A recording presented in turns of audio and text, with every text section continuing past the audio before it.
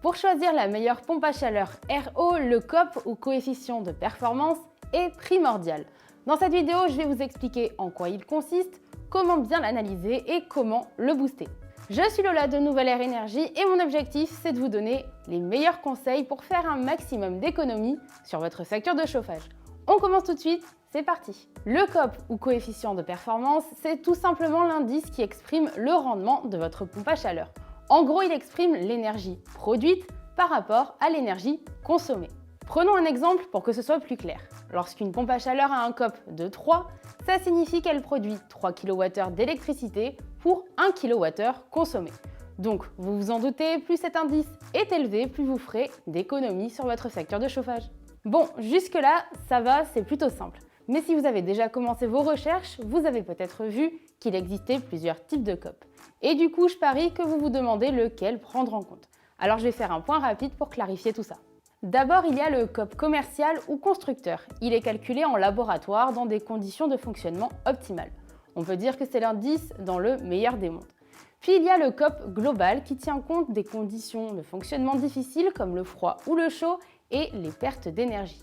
Il est donc beaucoup plus réaliste et fiable que le précédent. Et enfin, il y a le SCOP ou COP saisonnier qui tient compte des performances de l'appareil durant toutes les saisons. C'est donc le plus précis. Bon, maintenant qu'on sait ce qu'est le coefficient de performance, voyons quel est celui d'une pompe à chaleur RO. Le COP moyen d'une pompe à chaleur RO est de 3. C'est pas mal parce que c'est ce que l'ADEME estime être le minimum acceptable. Donc si vous voyez une pompe à chaleur avec un COP inférieur à 3, mieux vaut en choisir une autre. On estime qu'un bon COP, c'est à partir de 3,5 ou 4.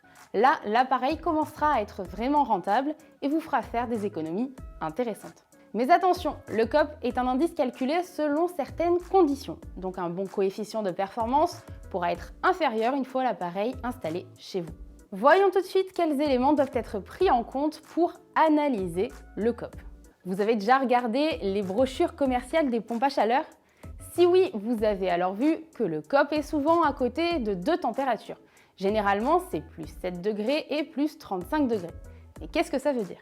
En fait, plus 7 degrés la température extérieure et plus 35 degrés la température de sortie de l'eau pour le chauffage et l'eau chaude sanitaire. Ce n'est pas clair? Alors prenons un exemple pour être plus concret. Vous avez une pompe à chaleur qui affiche un COP de 3,5 à plus 7 degrés plus 35 degrés.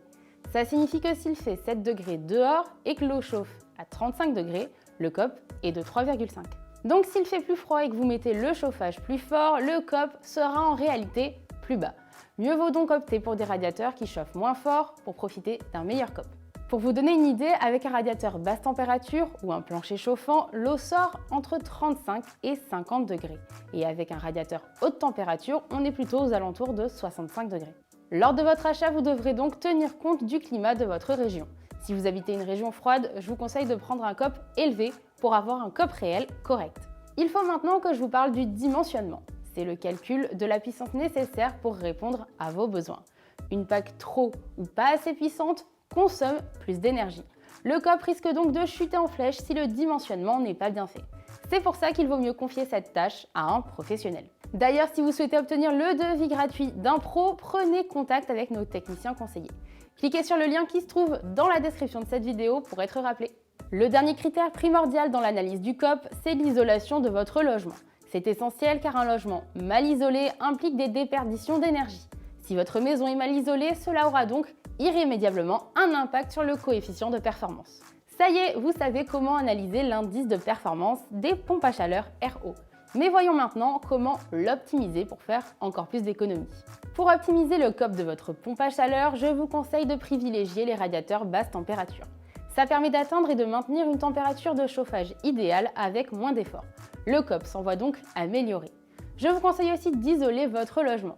On l'a vu à l'instant, une maison avec une mauvaise isolation fait baisser les performances de l'équipement.